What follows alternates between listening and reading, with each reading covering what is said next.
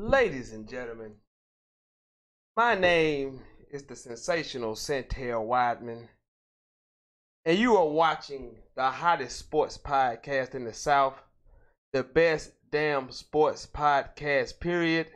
This is... Do you feel the vibes?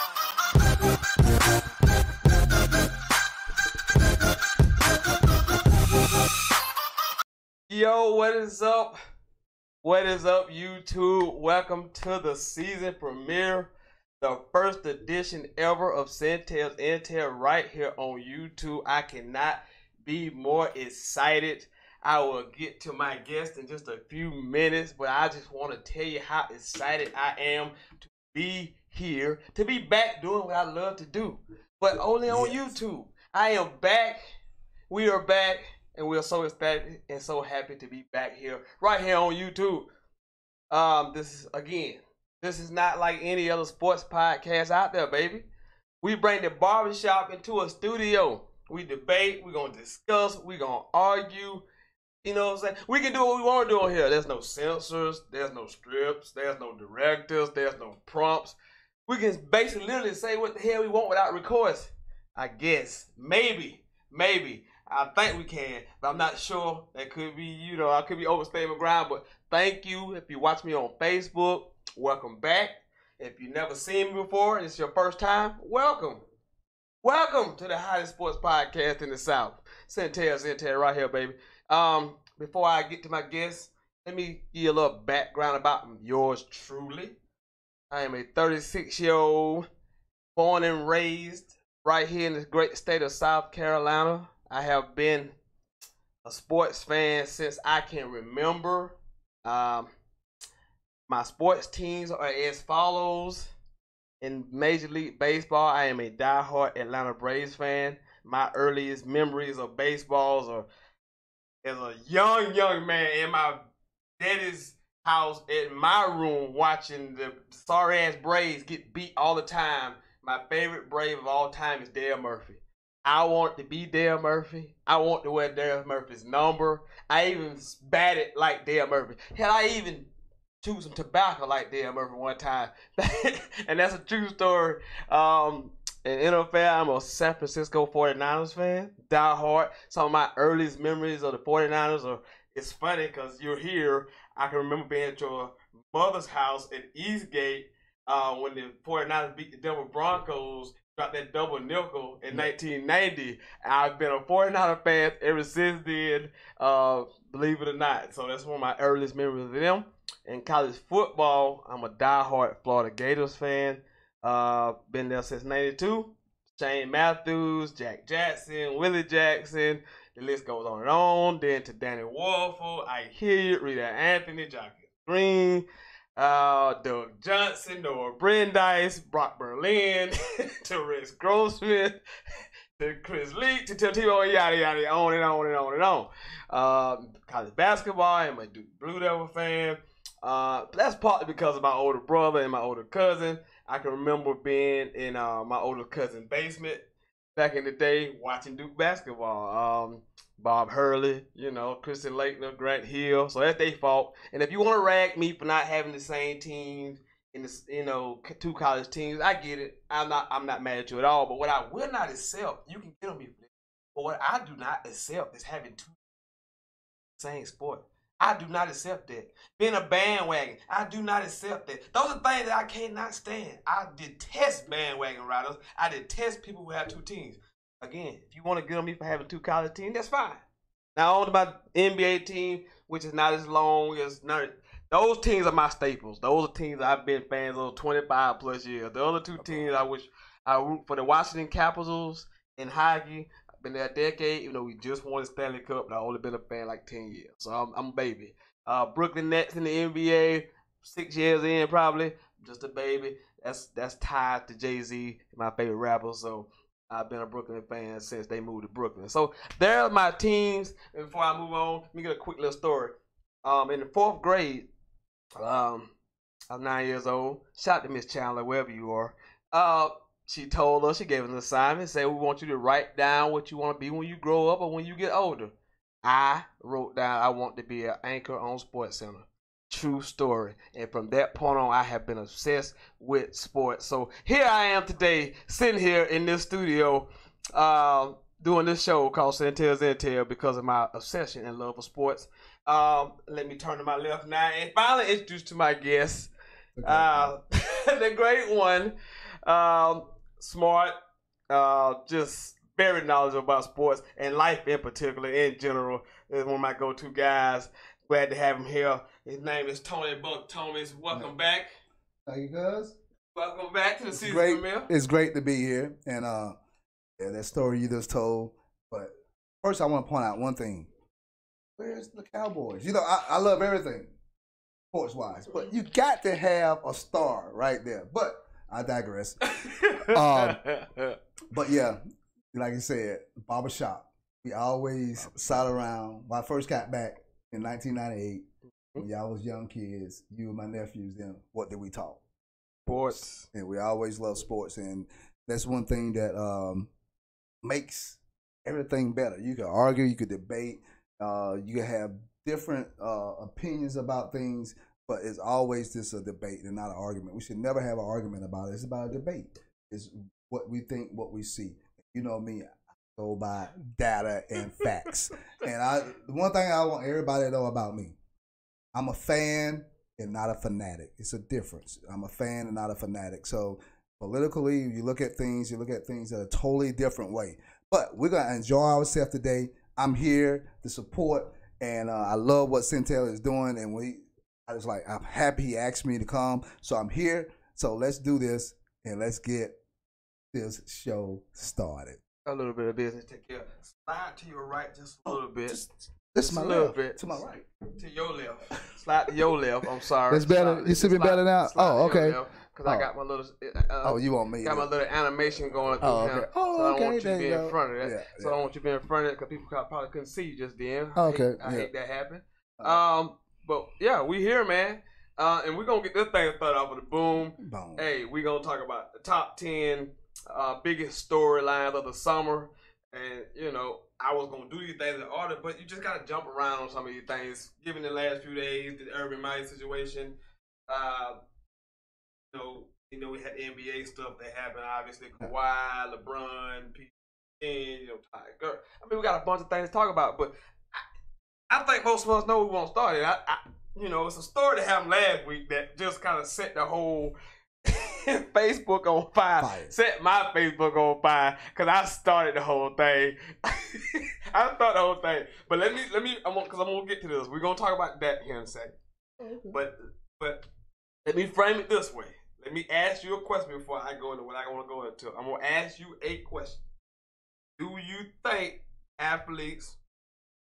prominent athletes should, if they desire, should use their platforms to invoke social change or make messages or anything like that? Do you believe the athletes should, if they want to, use their platform? Yes, and I definitely think they should use their platform, but what we're getting tied up into is a protest. A protest. We look and we totally always forget about what athletes are doing, how they're putting back into the community. And athletes do that quietly. You know, yes, it's social injustice that's going on, and we know that. And we're trying to bring that platform to the forefront. Kaepernick did that. Kaepernick did that when he took that stance. But like I broke the numbers down for you. Out of how many athletes we have in football, because that's the most important thing we're talking about, football right now, because of the anthem. But it was an average of I'll just put it like this: 2% of athletes in the NFL that took knees during the protest of the anthem. But then you look at what these athletes are doing behind the scenes. These athletes are getting out in their community. These athletes are putting money back into the community. Athletes are putting time back into their communities. If we do not, the media do not put that forward. And that's what drives me crazy about that. The media do not put it forward. But as soon as somebody say, because if you listen to what Dak said, in a way I did not agree with him, because I think more athletes should stand up and use their platform to to get it out there, but it's already out there. Like he said, we already know about social justice. He did not say that he was against the social justice. What he said that he didn't think that he did not protest by kneeling, and he didn't think that it was appropriate to kneel during that time frame. And everybody got mad at him. But if you look at what the anthem stands for, and you look what America stands for from the Constitution wise, he has that's his choice. He have a choice to either say, yes, I'm not going to stand, or no, I'm not going to stand. And that's the key thing. He has that choice. That's up to him. We're arguing about these guys kneeling, and then we're talking about, everybody looked at it, well, Jerry Jones said that they will stand told, blah, blah, this, blah, blah, that. All Jerry says is that his guys will come out. If they come out, the NFL owners, every NFL owner, all 31 of them, I know it's 32, but I'm tell you, we're about to say all 32, but I'm gonna give you all 31 said yes, we're gonna pass this rule. So if you come out on the field, you gotta stand, no matter what. But the San Francisco 49ers owner said he'll stand. He did not say no, he did not say yes. But everybody agreed that if you was out on the field, you had to stand for the anthem. All Jerry said, all his players was coming out. They were coming out of the locker room. So guess what? They have to stand. Do I agree with Jerry? No. You should be able to protest. You should be able to do what you want to do. But if you should also be able to come out and say, nah, I'm going to stand for the anthem. If you can say you can kneel for the anthem, I'm going to stand for the anthem. Now, if that would have came out and said, I'm not going to kneel, I'm not going to support social justice, I don't think what's going on in America is an issue. I don't think the police violating black rights. If he would have came out and said all that, then I would say, yeah, I'm totally wrong. Because we're going to talk about somebody, we're going to talk about Josh Hader. You know what I'm saying? So I'm not going to compare him to that. You know what I'm saying? So, yes, I agree that we should have a platform for that. But then it's a choice to each individual. I wasn't, I'm not even upset about that part of him saying he doesn't want to. This is the exact quote. I never protest during the anthem, and I don't think that's the time or the venue. That is what threw me. Mm-hmm. That what bugged me. Because you don't get to tell people when the time and the venue is. Because I like to know when exactly the hell is the time and the venue to protest. Because protest by its nature is meant to be uncomfortable. It's meant to be in your face. So don't tell anybody what time and venue. My second issue with this is he's full of crap when he says we as a team decided that we were going to do this. That's a damn lie. Jerry Jones told these guys from the start, if you come out down that field, you're going to stand for the national anthem. He told them that. So don't come out here and tell everybody that, oh, we did this as a team. We made this choice. No, you didn't. Jerry told you were going to stand. My third point is,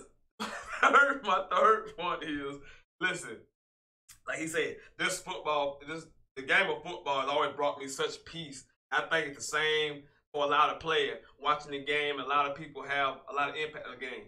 So when you bring such controversy, there is no controversy. This is something that happens in the beginning of the game.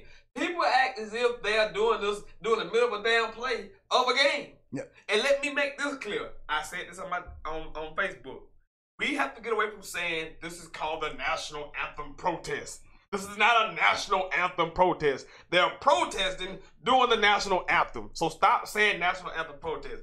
That was my only issue. And my issue with you Cowboy fans is I thought you were soft on that. Because you applauded Kaepernick, applauded Eric Reed, you applauded these guys for the most part. Then when your guys do it, you go, well, they did the right thing because they want to keep their money. Then I had guys, Cowboy fans, killing Kaepernick saying, oh, wait, he don't have a job now because he needed it. But you were supporting that. But see, you were supporting that. But now it's your guy, but you don't support that. You support that. But see, we talk about, that's one thing about it is, what do you support? Do you support him taking a knee to the national anthem? Because a lot of time the Reddit was like, the national anthem was about, it's been, if you really read into it and you really listen to the national anthem as a black historian, as a black historian, then yes. So are you protesting the national anthem or you are protesting what's going on? And that's the key. Colin Kaepernick took a knee, lost a job, but still donated $1 million toward the cause, his own money. Nobody talks about that. Everybody talks about kneeling, and see that's the case. Everybody have changed the rhetoric because of number 45. He have changed the rhetoric into putting the sports. You know, I'm gonna give you a story about the boycott in Montgomery. Martin Luther King went down in Montgomery, the bus boycott, because they wouldn't let us, ride in the front of the bus. Everybody thought it was because of Martin. Everybody thought it was because, we're marching, we're not riding on the bus. No. You know what it was because? 85% of people in Montgomery who rid the bus was black. When those black people start walking and start getting off that bus, the 15%, the minority who wanted to sit on the front of the bus, decided, oh no, y'all gotta sit on the back of the bus. When those 85% start riding that bus, money start being made. When money start being made, when blacks stop riding the bus, you know what the city of Montgomery said? Bruh, we losing money. We ain't got enough to pay for our gas, but we still got to run these routes. You know what? Hey, bros, hey, black people, y'all can sit on the front of the bus. And not because it was not because they was black and all of a sudden they got a conscience, because they was losing money. So kneeling is a protest, but if you really want to protest, like I told you, 2% of these athletes they're taking a knee. If you really want to make a difference about social justice, don't play the game.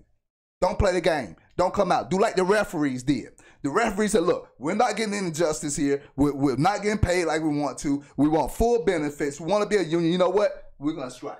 And that's just my point about him saying. And that's what he talking about, the actions. Because, he said actions. Let's make actions. He's talking about actions, but I'm not buying anything Dak talking about because I've never heard anything Dak said anything socially. I think, again, he is a face of the Dallas Cowboys. He has 13 national endorsement deals. And he's doing stuff inside the community of Dallas. He's doing stuff. See, people don't realize his mother died from cancer. Absolutely. That's something that affected him directly.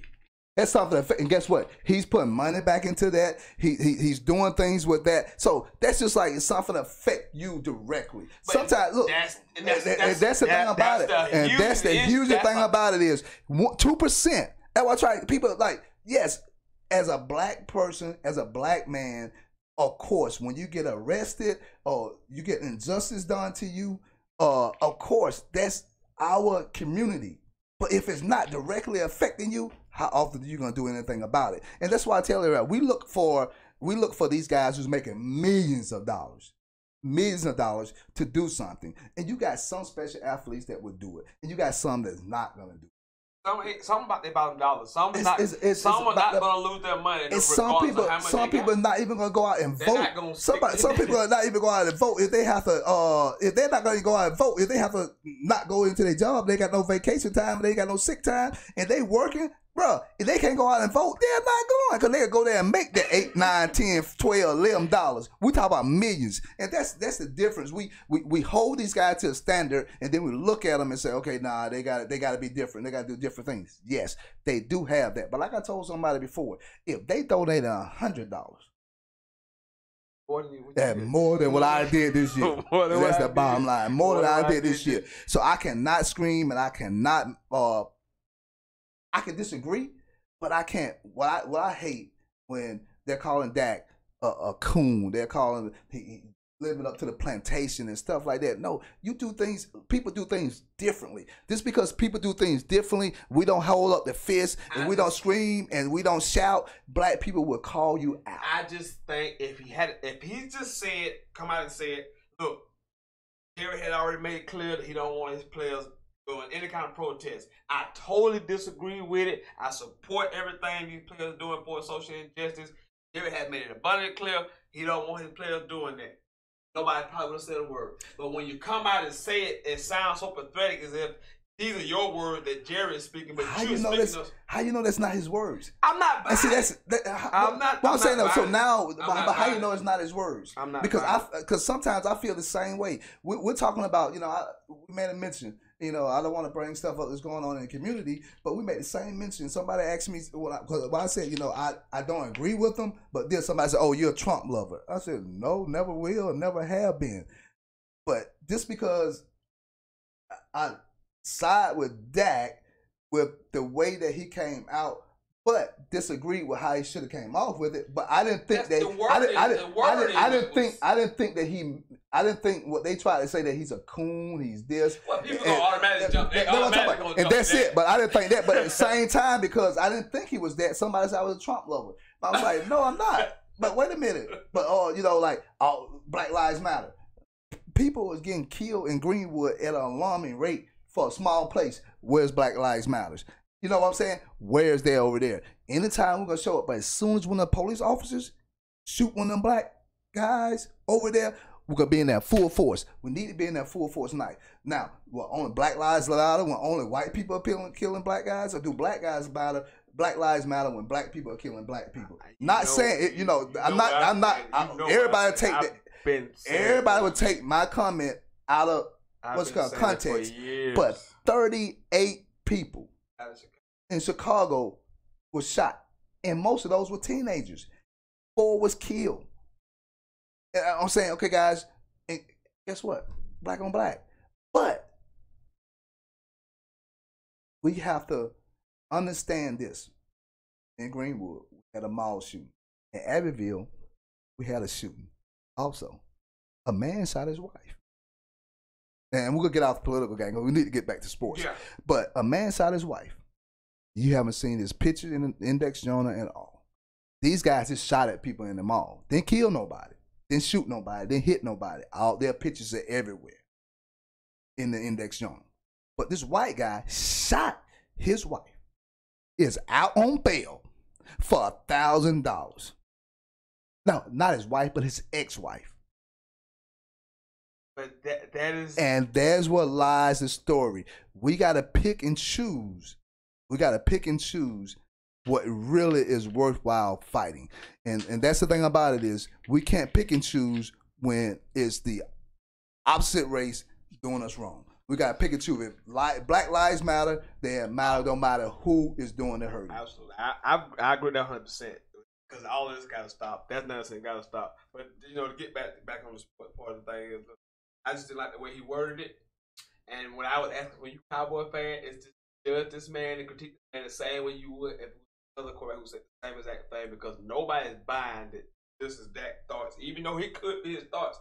We're not buying it, his thoughts, because Jerry came out right before he said this and said basically what he just said. So it was almost like, cause we trying to win the Super Bowl and Dak trying to get paid. I say it. Some people Zeke came out and said the same thing, but see, people also miss. They got rid of Dez. Dez said the same thing last year.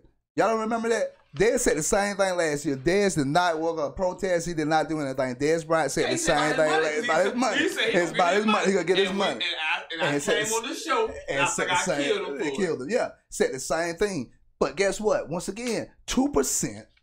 But it ain't about the guy. It's 2% of every. It's 2%. But the thing about it is, either you can say it or your actions can show it. Only 2% of the football players, which is 85% black, is kneeling. Yes, my thing is not about how many people It's not about how many people protest. Because that's stupid anyway. Because the NFL is still gaining money. They got 5% profit. 5% profit. So people can say all they want to. That has nothing to do with none of the raising. I'm just saying, if you're gonna do it for the right reason. Do it for the right cause. Don't criticize people when they choose. Don't tell people to find a venue and time to do it, because protesting is by very nature. Guess what? Because guess what? When teachers protest to get their money, you think they went at 7 o'clock, or do they do it during school hours? Guess what? They do it. Guess what though? When 45 called them SOBs, he called them SOP. We call NFL players SOBs. Mm-hmm. That's something that directly to him. All them cats came out. All of them. Players did. Every player came out. Jerry Jones kneeled with the Cowboys. That was a bunch of baloney. When it affected them directly. SOBs. He called them SOBs. It didn't affect them. They called them SOBs. They had to show that unity. They care about their players. It's a unity. Don't give a damn about their players. Of course. But every player kneeled. Absolutely. Because the teammates will be more close to the player than the actual owner would. The owner would give a damn. They would never lipstick on a pig. They were just giving lip service. That's what I'm saying. So why only 2% is kneeling because of social injustice? I mean, I don't think it's about the money, man. I'm not asking everybody to do it. It's not even if you do it. It doesn't matter if you do it. It's time to move on. Exactly. It's time to move on from kneeling. The NFL had put that in, so it's time to move on from kneeling. Because if you really want to really affect social injustice, stop playing. And they'll take that money and the players will be and the owners will be scrambling and try to do something. The NFL will be scrambling to try to do something. They'll probably impeach number 45 if they say we're not gonna play. Look at Mississippi State. Hey, we're gonna get on to some more topics. If you want to call in, hey, I'm gonna say the number one time. I'm gonna say the number one time for the studio because it's right at the bottom of your screen right there. I'm gonna say it once. I'm gonna say it once, and then if you want to call in and get on this back subject, you can. 864-378-5943. 864-378-5943. Even though it's on the bottom of your screen. I said it for you. That's it. That's all you get. You don't get no more. No Cowboys haters. You get no more. No Cowboys. We're gonna move to the other biggest story of the week was Urban Meyer. This is crazy. Apparently, Urban had a assistant on the staff who, from what I've read, has had 12 confirmed police reports of domestic violence against his wife. Urban basically came out last week and basically lied and said he didn't know anything about these things. Then Brett McMurphy just dropped the absolute bombshell on him. Got pictures, got text messages from the ex-wife, got text messages from Urban Meyer's wife, reporting that everyone knew. The woman told everybody she had been beat. Yet he kept him on the staff and just fired him recently. What are your thoughts on this situation? Well, the first case was 2009 back in Florida. The first case, and he knew about it. He did not say he did not know about that. He did say that he knew about it. Now, domestic violence, horrible, incredible, terrible. And the thing about it is he did not say he did not know about it in 2009, but the evidence is adding up. I'm just looking at the evidence. In 2015 is the case they say he lied about. Well, he's saying that he didn't know until he got the latest text message the night before. His wife knew. Now, if your wife knew, you know. If your wife know. But guess what, though? He has a legitimate case where he may lose his job or he may not lose his job because he is saying that he didn't know. His wife knew. And then the lady came out and said she don't know if his wife never told her that Urban Meyer's wife never told her that he knew. So they're very good. So they protect because they knew what was going on. So he has is he wrong? Do he know? Yes, he know because you got to look at the background. This guy it was from the coach's son from Ohio State. I mean, coach's grandson for Ohio State that brought Urban in, taught Urban. So he had to look at it like this is family. You know what I'm saying? So that 2009 case, I can say, okay, I understand. It was a young couple. She was pregnant.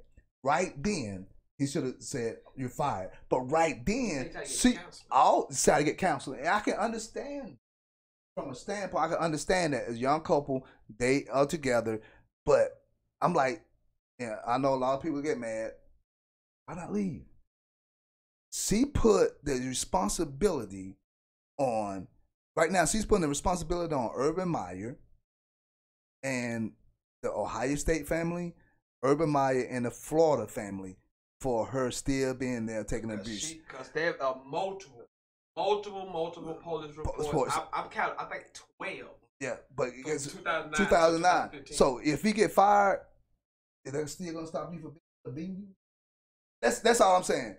Because yes, morally they are responsible for him still being on the staff. But if you fire him, does she still stay with him? It's tough. It's tough. It's tough because you CEO of the university, man. Everybody looks to you making all the money. You make $7-8 million a year. You got to know these things. They tell you these things. He said he did report to the higher ups. I'm not buying it. I know Urban. Urban is cutthroat. He's about winning. He's about winning. It's about all costs. I think that he just thought it would go away. It's really his problem. It's not his. It's not my problem. But that was why there lies the issue. It's like these guys, these coaches are hired to win. That's it. These coaches are hired to win. That kind of money, so but guess what though? That's right. I'm hired to do my job, but I got HR. You see what I'm saying? I got management. I got all that stuff right there. You know, if I'm like when I was in the military, I was in the military and I had 13 guys up under me. I was responsible for making sure they did their job, but they did some stupid stuff. Okay, legal. Article 15, you know, stuff like that. You have to make that choice. You have to tell me what to do with them. You know, it's the same thing with HR. Did he report? Now, my question is, did he report it to HR? Did anything like that happen? My thing is, he should have fired her when she hit him in the stomach, but she also should have left him when she hit him in the stomach. When he hit her in the stomach. I know everybody's like, well, you putting it on the person that's being abused. No, I'm not putting it on the person that's being abused. I'm putting it on both of them. I'm putting on the abuser, and then I put it on the abused when you're going to let you come back on TV and say, I blame Urban Meyer. I blame his wife for this man beating me. It's tough because I want to say, look, man, Urban, you hired. This is the thing, because if you own a company and you find out your employee got CTE or something like that, you don't necessarily ever. You can fire them, but you don't hardly see that because it's a personal matter. You don't really get into that. If they don't miss no work time, you don't really kind of like they don't. Now you won't hire him if that's on his application before the process. So it's funny how that works. Works out. But yes or no question: do you think he gets fired? I think if it comes back and they prove that he knew that he will get fired, and I think right now the way that it's looking, even though he has a loophole, I think he get fired, but I still think he get paid. I'm gonna say no. I think he doesn't get fired because they're dragging their feet. They're talking about a 2-week timetable. How the hell do you know when the investigation in 2 weeks? Unless you already damn know what the hell you already got. So I think the longer it drags on, and before we came on air, in Ohio State, at this very moment, they were having a rally for Urban Meyer. Yeah, because like I say, man, right now the way that social media, right now the way that things are going on in America, you can't do anything without it being an issue where you are the person, and especially with these guys as coaches. Like I say, coaches, you have a staff, even owners, you know, responsible for certain things. There's certain things that if you have in place, if your HR is not doing what it's supposed to do, you know, you have people in place for that. You have administrative. You have people in between him. And like I said, if that was reported and she reported it to the coach, why report it to the coach? Report it to the university. Yeah, because typically they're gonna look out for each other. Yeah, they're gonna look out for each other. And then you report it to the university. You report it to the coach, or you report it to the coach's wife. They're looking at, okay, well, wait a minute. And especially the thing about it, I would have never, if I was in her situation, I would have never reported to Urban Meyer. You know why? Because Urban Meyer, this guy was like a grandson, a nephew to Urban Meyer because of his everywhere. He's been everywhere because of why? Because his family, his granddaddy Hayes was he brought Urban up. So I would have never reported it to him. I would have took it directly to the police department for one thing, and then had the police department taking it to Let me say this: if the first incident happened, I am. Yeah. Happens again. You're fired. Yeah, that's true. That's negative to me if you kept them on. Yeah, you kept them on. They got personal problems, but you got a damn predator on you, basically a predator on you. Yeah, on your team. Yeah, you money. You're fired. You're fired. But then the only thing I've been looking at, they had 2009 and 2015. That's at least 12 reports. Yeah, police reports of CTE. 2009, 2015. Those are the two times they're saying that he knew about 2009 and 2015. I mean, you know, Brett Murphy been reporting this thing, man. He got all kind of information. I know he's digging deep. He's digging deep. And if you look at you can't do that. You can't really dig deep and find a lot of things for. But once again, these coaches are hired to coach, and they're hired to win. They don't want to deal with all that other stuff. They just want to coach football games. Because guess what? If Urban Meyer do get fired, if he don't get fired, if he prove that he did not know, he still get paid his $38 million. So that's why he got to have an out, because if he do get fired, so they try to paint that portrait that he didn't You know what? know. You know what an out is? Because that lady said that she don't know, but she think that Urban wife told him. You know good and well she told him. Man, but if they don't have no evidence, if they don't have no evidence, no texts, no, you think she gonna say, "Oh yeah, I told Urban"? No. You've been married. I'm damn near married. You know, if somebody tell your significant other something, they damn they ain't gonna tell you. Yeah. So do he? Especially when it's something that's serious. Did he know? Yeah, he know. But legally, he. I said we try to determine morality. Yeah, it's morality. Because legally, he don't have to do anything. Don't do anything. He don't have to do anything. It's not him. He's not getting in trouble with the law. But it's his morality. It's like the Penn State situation. Yeah. And with Joe Paterno, we want to judge him in the court of morality. Yeah, and that's the biggest thing. So it could be morality and then his legacy. That's what's going to take a hit. But guess what's not going to take a hit? If you get paid that $38 million. That's what's not going to take a hit. That's what he tried to get anyway. That's what he tried to get anyway. He know he got screwed up. So right now he's protecting, just like any other person who have a criminal case against them, any type of thing. They're going to try to protect that. And he's protecting $38 million. And his wife gonna protect that $38 million too, because she's gonna say, I ain't tell him. $38 million, a lot of money. Hey man, welcome into the program, man. If you're just tuning in, welcome to Sentell right here on YouTube. Very first edition on YouTube. Season premiere, August the 6th. First day back, glad to be back. Got a lot of energy in my body. My man Buck Thomas, if you can see the bottom of that right there, you know that. But we just we talk about that. We just talk about Urban, because we're going to keep on going. I'm going to jump around. I ain't going to just stay on one thing. I don't know why I want to go with this. Talk about Ty Gurley a little bit. Ty Gurley, a couple weeks ago, signed this huge extension with the Rams for a 4-year, $57 million. But the biggest key in that was $45 million guaranteed. $45 million guaranteed. And when I talk about Ty Gurley, without talking about Le'Veon Bell, who's holding out at this very moment because he couldn't get his money. They couldn't reach a deadline, so he's holding out, taking vacation pics wherever God knows where he at while training camp is going on.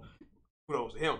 Ty Gurley signed a big 4-year deal, which is huge news for Le'Veon Bell when he does hit the market next year. Elliott, David Johnson, all those guys are going to see probably better. Ty Gurley was thinking about TG3. Oh, the biggest thing is that it's the $21 million signing bonus. But then the $45 million guaranteed. And with Todd Gurley, great season. He's been in the league now 3 years. So I give him one great season. You know what I said? One great season, which is last year. And then you look at their numbers, compared to, because I know you jumped with Le'Veon Bell. And I just was having this conversation a couple minutes ago. Like you said, well, not in the barbershop, but we was out there, cooking and doing everything. We was having this conversation about that. One thing that the Pittsburgh Steelers never does, they never set the market for anything. The market have been sought for running backs. They weren't even close. And Todd Gurley have sought the market for running backs. And so now Le'Veon said, well, wait a minute. My numbers is right up there with Todd Gurley's numbers last year. I've been doing it for a while. Oh, wow.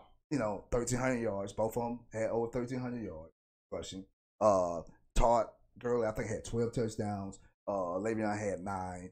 Todd Gurley had about 700, 800 yards receiving. Le'Veon had about 680 something receiving and stuff. I got the exact amount. But both running backs was there. But prior to Todd Gurley being the highest paid running back right now, do you know who was the highest paid before him? Yeah. Freeman. And so now he just inked that deal not too long ago. So now you're telling me Pittsburgh Steelers, you're not setting the market. So Le'Veon Bell, you're saying that I'm gonna pay him this amount this year, pay him this amount this year, just to keep him and hold on. And a lot of people are like, well, we gotta win championships.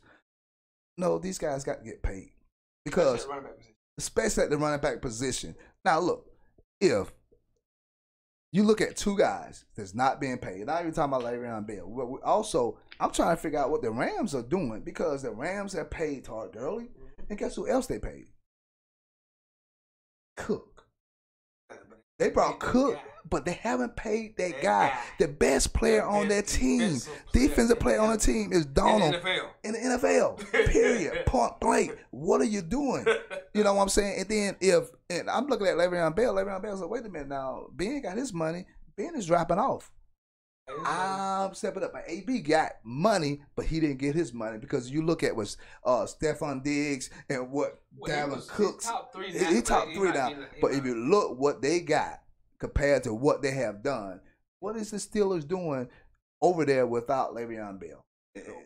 They lowballing, and they always have did. They have did it with Plexico Birds. They did it with Hines Ward. They did it with Plexico Birds. They did it with Santonio Holmes. I could go on and on and on. They did it with Wallace. They did it with guys. You can perform, but the bottom line is though we're not gonna pay you. We're not, and definitely not gonna overpay you. And Todd Gurley, he's got his money. And once again, the Rams have set the stage for running back because if you look at it, $21 million bonus. Then 2019, you know, he's gonna get 10. They could get 12.25 million, you know, fully guaranteed. Then 2020, he'll get 10.5 more million, true guaranteed. You know what I'm saying? Great deal. And it's a great deal. he inked a great deal, and the performance that he's great.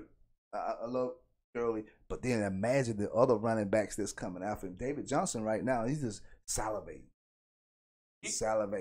G. You know, it's salivating because now you're gonna have to pay me.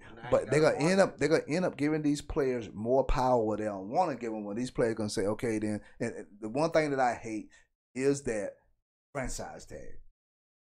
That franchise tags because imagine they franchise Le'Veon Bell right now.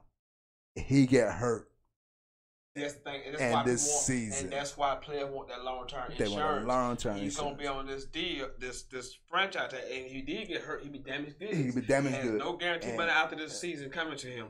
So that's why you see a person like Julio Jones who want to rework his deal. People are like, well, he got 3 years left, but no, there was no guaranteed money. No guaranteed money. He had already ran out of the guaranteed money. No signing bonus. No guaranteed money. They said, oh, he's getting paid $50 million. No, because they can cut you and you don't get paid. That you get that signing bonus is key and that guaranteed money is key. It's not like the NBA, and that's what people totally miss. It's that signing bonus and then that guaranteed money. That's tied. But that's guaranteed. I mean, but again, that's why Julio want to do a deal. People like we got 3 years left, but heck no, all the guaranteed money was gone. So you playing on no insurance. No insurance. You get hurt, you tie your knee up, you done. We'll pay you $12 million this year. Go out there, win us a Super Bowl. But if you get hurt in the Super Bowl game, oh, you get hurt in preseason. Anything. And that's why I try to tell these guys, man. And so when people talk about it, I'm going to bring it up again.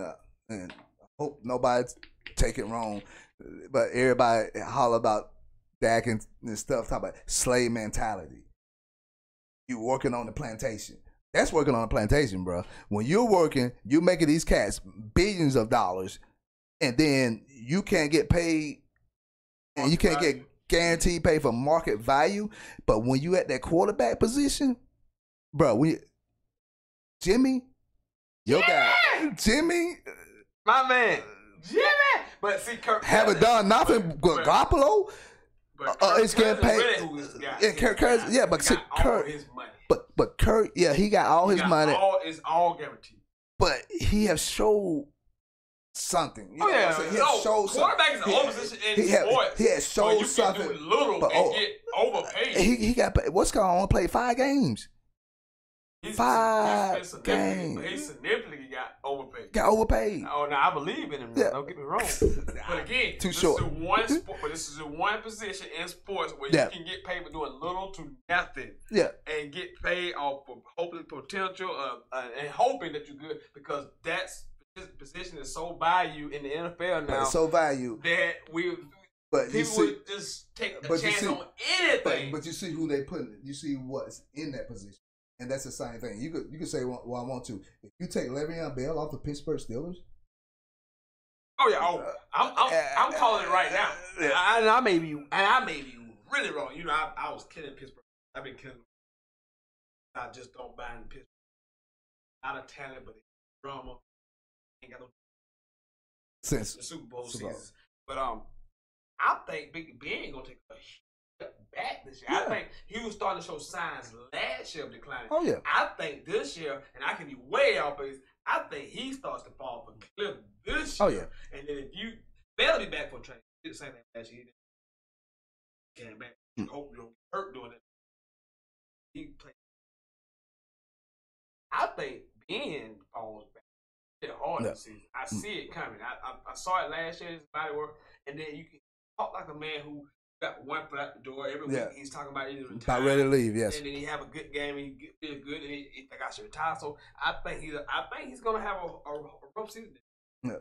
So and that's the biggest thing, man. These guys, you know, the money that Gurley got paid, he got paid. The Rams did him well. And like I said, I'm still trying to see what the Rams is doing because, like I said, they paid Cook, they paid Gurley. Now Donald is that guy in the room. And then I think a lot of times, man, you got to look at the NFL. The NFL try to control the market.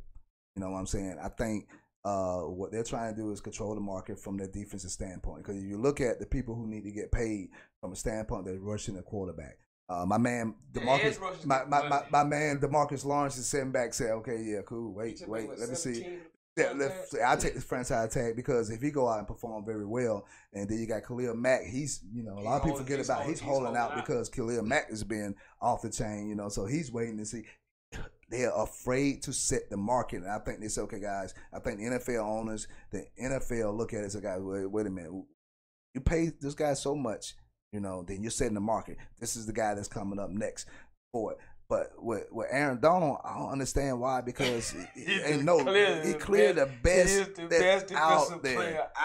That's out there. And if I was Pittsburgh right now, if I believe in Le'Veon Bell as being the one that could be able to get me back to the championship, then what Todd Gurley got paid, I go ahead and make the move and pay him. Even if they pay him again, I'm just not that guy. I like Tomlin I don't think he's a great X and O coach. Yeah. I think Big Ben on his last leg. I don't like this team. I haven't liked this team in years, and I don't care if they got Le'Veon Bell. They're not winning a Super Bowl, and maybe they're not getting to a Super Bowl. And maybe they're looking to rebuild. And you know what I'm saying? Maybe they're looking at the next level. Yeah, maybe they're looking at what's called Ben leaving, and then maybe they're looking Mason Rudolph. Maybe get rid of Tony Brown because I think this is the last season of this team. But they're not winning with that defense. Defense still trash. Their best player's not gonna be back this year. Obviously, Ryan Shazier not gonna be he's back. Not gonna be back. Yeah. So this team's I'm not a big.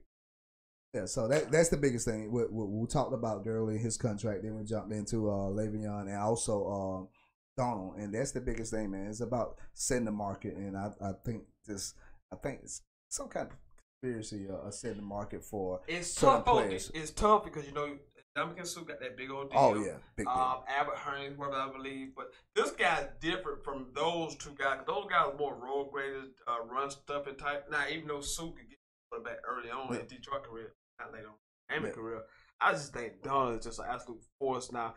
They pay edge rushers, quarterbacks, left tackle. That's what they pay in the league now. Everybody else is basically diminished. They're corners. You got Josh Norman got to pay all the money. He's like an eighth bit. Oh, sorry, Jack. Love you. Yeah. Love that guy. Love great guy. Yeah. Aaron Donald should be paid. But again, these teams, unlike the NBA, the players have all the power. All the power. NFL, the league has all the power. They don't want to set their market. They don't want to overpay. But I'm trying to figure out what they're gonna do. Where's the money gonna come from? Sign Gurley, you sign Cooks. So where is this? Because this guy going to command $80 to $100 million. Oh yes, and so I think they're looking and see this year will he decline? Can we move on from it? Decline? I understand that. I'm telling you, but you got to think about it, man. You signed Cooks. I don't understand. You did offense. You went totally offense. You know what I'm saying, man? But I'm sorry. I keep telling everybody, offense is great, but to win, you got to have defense. I like their defense. They have Peterson. They had to leave. And you already got, if you get Donald back, they got one of the best front four. They did lose Ogletree, the linebacker. But and that's the thing about it. They're an up and coming team. You know what I'm saying? The Rams are looking. The Rams are totally, especially defensive wise, like you say, and offensive wise. With what they're doing. Young quarterback and with Gurley. Cooks.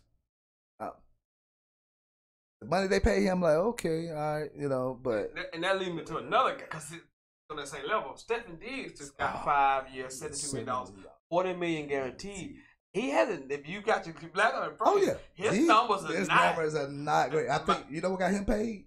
That miracle. Well, and that's the thing. I'm like, I like these. I like him, but I don't like him $40 million guaranteed. I mean, it's like they're not paying anybody in Minnesota because they call it Minneapolis miracle. You know what I'm saying? I mean, you know, if you look at his numbers, you know, he does not have 1,000-yard receiving. Gotta get 572. That's I ain't a math major. His 5-year extension. That's 6. Yeah. That's 13 million. 13 million season. Million per average, but that $40 million guaranteed. And then you got a new quarterback in there. You know what I'm saying? You got a new quarterback. Yeah. With Cousin. You know, so where are you gonna match? But I think I put it. He got paid. He was a 5th round pick in 2015. A 5th round pick, and now you are making that amount of money. Hey, he got his great. money. Somebody praying for this guy, man. He hard. got his money. 52 passes for 720 yards, 4 touchdowns his rookie season. He got his money. He followed that with 84 grabs for 903 yards and 3 touchdowns. And he followed it up. He had 64 catches for 849 yards and 8 touchdowns. The Minneapolis Miracle got him paid. But you know one thing about Minnesota, and you know, sometimes you have to do this. You are those small market teams, little teams you can't draw free agent. You have to overpay for your players you already have, so he don't hit the market because you don't want to get into a because then you're not gonna get free agent. Not gonna so you have to overpay for your guys. So I can see it from that aspect, but. Good God, I'll bring Dez Bryant on in a heartbeat because this guy haven't played in a 16-game season yet. He haven't played a full 16-game season. Those numbers that I just called off to you, he haven't played in a full 16-game season. Wow, that's shocking. Hey, welcome into the program, man. We Sentell, man. First episode, first edition on YouTube. Glad to be back, man. Just so happy, man. Glad to be back here, man. We be back here every 2 days a week. Here on out, maybe 3 days, depending, but at least 2 days a week from here on to all the way up into June. So I've been gone since the 10th, probably. So 55 days. I'm back. Glad to be back. Glad to be on YouTube. A great day. Hooray! John, my book told me. Probably just if you're not paying. So this is kind of like latest stuff, but that's early in the summer. It was dominated by the NBA. Yes. Dominated by the NBA. I mean, Boogie signs with the Warriors. 13 stays in OKC. Kawhi Leonard gets traded. Rather than, of course, run to LA. Obviously, let's take LeBron. Out of those 3 moves, why 13? Because which one is more newsworthy to you? Which one made more headlines to you? Oh man, that's a good one because I think Boogie to me a little bit because it's the Warriors, and so you take a guy and Boogie Cousins that the Warriors got, and then you could look at it with the move with LeBron coming out west and with Kawhi going out east with the number 1 team. People forget with the number 1 team, ain't too many changes been made. But you also people miss this one thing. You add Danny Green, who's a good three. And guess what? They're gonna say. So you just brought 2 great defenders. People don't realize how great Danny Green defended in San Antonio and can shoot the 3. You know what I'm saying? And he's a veteran. They done won championships. So if Kawhi take a look at it like that and with the players that they kept over there, and Nobi, all those cats, man, they got some young players and very talented players. He could, if he's that great, if he's the man, if he want to be on a level with LeBron James, then he should be able to run the East. I would stay East and run the East and take my time, take my opportunity to come out of the East and play for a championship. That's just the way I look at it. But Boogie, I know me and you went back and forth with this. You said Boogie, he didn't have enough time to make that choice. But guess what though? Guess who he reached out to first? The Pelicans waited. The Pelicans didn't want to make a move really on him, but he would have stayed with the Pelicans. I think he really would have stayed with the Pelicans if they didn't make a move. And then also, right, Boston Celtics reached out to him. You know what I'm saying? But they couldn't make the deal work. even the Portland Trailblazers, that got blocked because it was a potential Pelican sign and trade with the Portland Trailblazers, but that got blocked. So, you know, frustrated, yeah. But man, I would get frustrated too. Do you know what Boogie averaged with them? With New Orleans at that time frame, he was averaged like 25, 12, playing good ball. 5, you know what I'm saying? So, and everything always been about Boogie is his attitude. So I think if he's healthy, San Antonio, I'm sorry, but Golden State, they like, what we got to lose? The money that they use. That was the mid-level taxpayer, mid-level. That 5.3 million was mid-level for them. So it really did not hurt them. So they said, okay, we'll get them. Okay, let's see. It's damaged goods. That's what everybody thinks. Hurt is damaged goods. But imagine if he comes there and he's happy. He signed that 1 year deal. He said, you know what? I'm going to stay with y'all. How many more championships could you possibly get? I know people can say they want to, oh, man. Like I told you, I really think Golden State, I already told you that, playing chess while everybody else is playing chess. I mean, they drafted well because they got still. Yes. But, you know, Kevin Durant. I think anybody who want to be happy, you go be wherever you want to be happy at. Whatever. I'm serious. That's what I think. But see, That's nobody's being competitive. Everybody told her, look, man, it's a different the way that we came up, the way that we look at things. But man, you gotta look at I call everybody. It's the AAU. It's the AAU attitude. It's the AAU era, and that's what's happening in the NBA. People say what they want to say. That's what these guys. You think anybody like the best players from Cowan Falls would go join the players from Abbeville and Greenwood and play on one team? Would have never happened during our day, but it's happening now because these what the youth want. They want to win. They play together young, and they stay together, and they become friends. You know, and that's the biggest thing about it. And so I think that's what's going on. It could have been, it was a soft move. You know, but was it a dumb move? No, it's not a dumb move. He got two MVP. He got two MVP of the finals and 2 championships. It's not dumb. It's not a dumb move. Say for you want to win, but for competitiveness. But again, it's different from our time. All these guys want to link up now and play together instead of 4 better than everybody else. So in the ship boy and major in, they got Boogie. Boogie's just, if they got Boogie, they don't have Boogie and they healthy, they're gonna win. I'm not even looking forward to the NBA. I just want to see the Brooklyn play in LA for a couple games. That's it. I'm still looking forward because the thing about it is, imagine if they do get knocked off, and that's what everybody, that's everybody's looking in play because the NBA finals and the NBA playoffs. You got to think about it. Houston came close. Everybody like, oh man, Indianapolis came close to Cleveland. You know what I'm saying? So it's competitive. The only thing that kind of let me down was Philadelphia, the way they bowed out. You know, that was the only thing. But with the players coming back and with the move, and interesting move too. You know, I talk about Boogie, but I thought George was coming to the Lakers. I think everybody did, but I once he found out, because I think everybody knew. I believe Paul George in my heart of heart does not want. I don't think he had. I think he's the guy who's comfortable. He played in Indiana for all those years, small market. Now he's in OKC, small market, and he's second best. Now those not get blamed because he went 2 of 16 in that closeout game. Yeah. Imagine if he had that closeout game with the he did.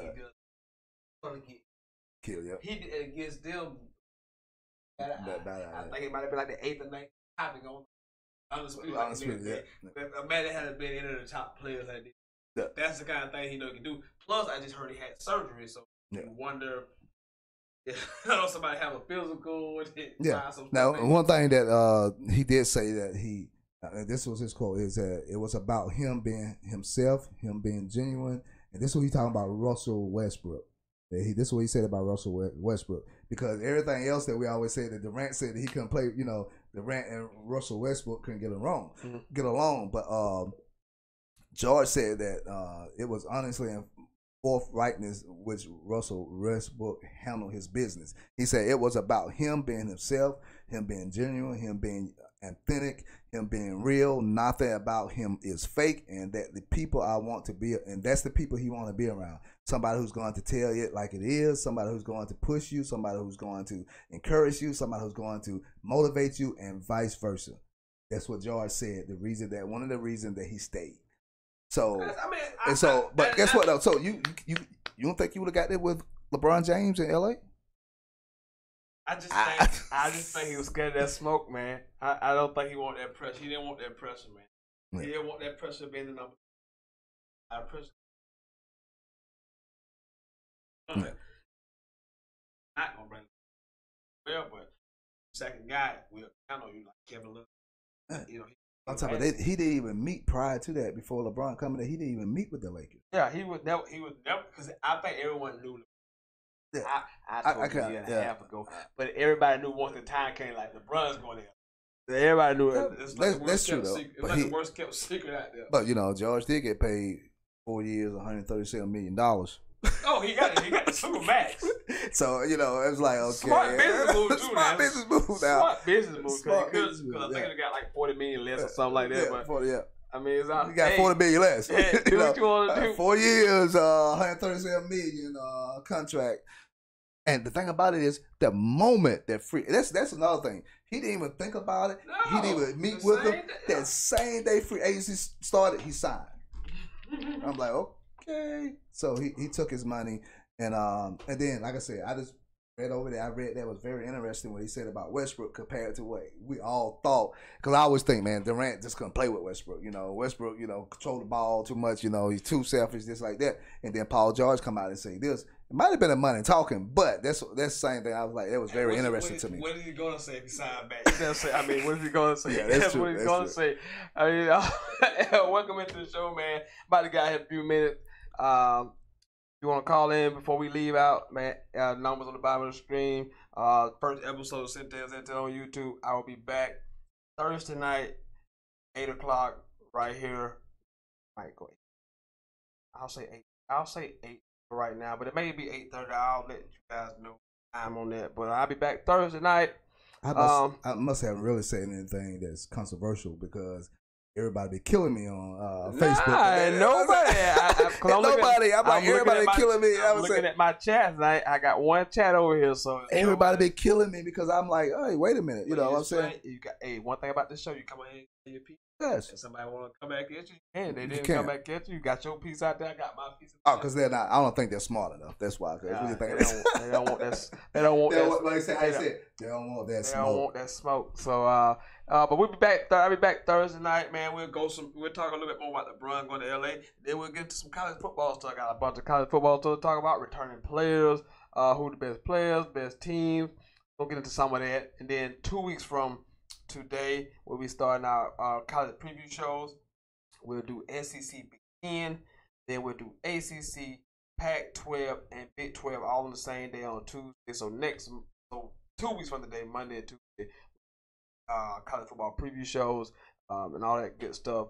Then we'll be here Monday, today, Thursday, the next Wednesday and Thursday. We'll be back next